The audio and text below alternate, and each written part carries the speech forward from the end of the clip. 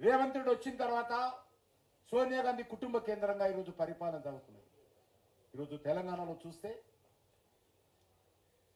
నేను హైదరాబాదు 3 సార్లు ఎమ్మెల్యే గెలిచాను, 2 సార్లు ఎంపీ గెలిచాను హైదరాబాద్ నగరం నుంచి. హైదరాబాద్ నగరంలో చూస్తే బిల్డర్స్ మొత్తం పని ఆపేశారు. కాంగ్రెస్ నాయకులు వచ్చి నాకు ఈ ఫ్లోర్ ఇస్తేనే నువ్వు బిల్డింగ్ కట్టాలా, ఈ అపార్ట్మెంట్ కట్టాలా, ఒక ఫ్లోర్ మొత్తం నాకు ఇవ్వాలని అనేక అపార్ట్మెంట్లలో దాదాగిరి చేస్తా ఉన్నారు, గూండాయిజం చేస్తా ఉన్నారు. పర్మిషన్స్ ఇవ్వడం లేదు, ఆక్యుపేషన్ సర్టిఫికేట్ ఇవ్వడం లేదు, క్లియరెన్స్ ఇవ్వడం లేదు, ఫైర్ క్లియరెన్స్ రాదు, మున్సిపల్ పర్మిషన్ రాదు. ఈరోజు హైదరాబాద్లో రియల్ ఎస్టేట్ వ్యవస్థ పూర్తిగా స్తంభించిపోయింది. కొనేవాడు లేడు, కట్టడం కూడా మధ్యలో ఆగిపోయింది. రియల్ ఎస్టేట్ వ్యాపారస్తులు ఆ రకంగా ఉంది. ప్లాటింగ్ చేస్తే కష్టం, పెద్ద ఎత్తున భూములో అక్రమంగా ఆక్రమించుకుంటున్నటువంటి పరిస్థితి, కొత్తగా లిటిగేషన్ పెడుతున్నటువంటి పరిస్థితి, కంపెనీలలో వెళ్ళి పెద్ద ఎత్తున కమిషన్లు వసూలు చేస్తున్నటువంటి పరిస్థితి. మరి ఈ పరిస్థితి నుంచి మన హైదరాబాద్ను మనం రక్షించుకోవాల్సినటువంటి అవసరం ఉంది. అందుకే మీ అందరిని కోరుతాను, ఈరోజు ఉద్యోగస్తులకు డిఏలు ఇచ్చే పరిస్థితి లేదు, చాలా చిన్న విషయం, కానీ ఉద్యోగస్తులకు తప్ప వేరే ప్రత్యామ్నాయం లేదు. 5 డిఏలు రావాలా, పిఆర్సీ అమలు కాలేదు. 23 జూన్లో పిఆర్సీ అమలు కావాలి. ఈరోజు కేంద్ర ప్రభుత్వం ఆ పిఆర్సీ అమలు చేసింది. సెకండ్ పిఆర్ఎస్కి కమిటీ కాన్స్టిట్యూట్ చేసింది నరేంద్ర మోడీ గారి ప్రభుత్వం. మొన్ననే మేము క్యాబినెట్లో వచ్చింది. వచ్చేటువంటి పిఆర్సీ ఏదైతే ఉన్నదో దానికోసం ఇప్పటి నుంచి అభిప్రాయ సేకరణ కోసం 2వ కమిటీ కాన్స్టిట్యూట్ చేస్తాము. 23 జూన్లో అమలు చేయాల్సినటువంటి పిఆర్సీ తెలంగాణలో దిక్కులేదు. టీఆర్ఎస్ చేయనటువంటి 3 డిఏలు వీళ్ళు వచ్చిన తర్వాత 2 డిఏలు, 5 డిఏలు ఈరోజు పేరుకపోయాయి. జీవో 317 కారణంగా ఇష్టారాజ్యంగా ఉద్యోగస్తులందరినీ, ఉపాధ్యాయులందరినీ ట్రాన్స్ఫర్ చేశారు. ఆ రోజు పోరాటం చేసింది భారతీయ జనతా పార్టీ ఒకటి. ఆ రోజు టీఆర్ఎస్ నిర్దాక్షిణ్యంగా ఉద్యోగస్తుల పట్ల, ఉపాధ్యాయుల పట్ల వివరించింది. కాబట్టి ఈరోజు వాళ్ళకు పోటీ చేసే ధైర్యం లేదు. మేకవన్న పులుల్లో కాగా వేరే అభ్యర్థుల ముందు పెట్టుకొని వెనుక నాటకాలు ఆడుతున్నారు.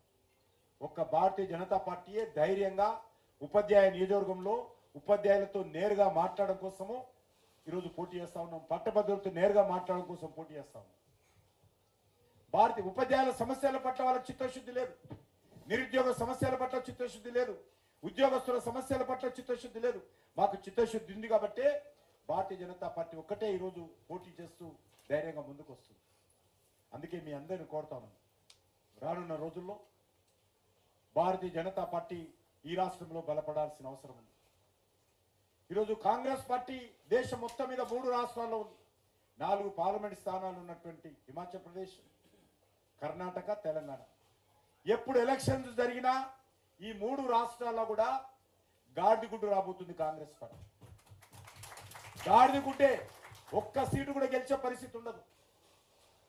కాంగ్రెస్ పార్టీకి భవిష్యత్తు లేదు. ఈ కుటుంబ రాజకీయాలకు భవిష్యత్తు లేదు, అవినీతికి భవిష్యత్తు లేదు. నరేంద్ర మోడీ గారు 11 సంవత్సరాలైంది.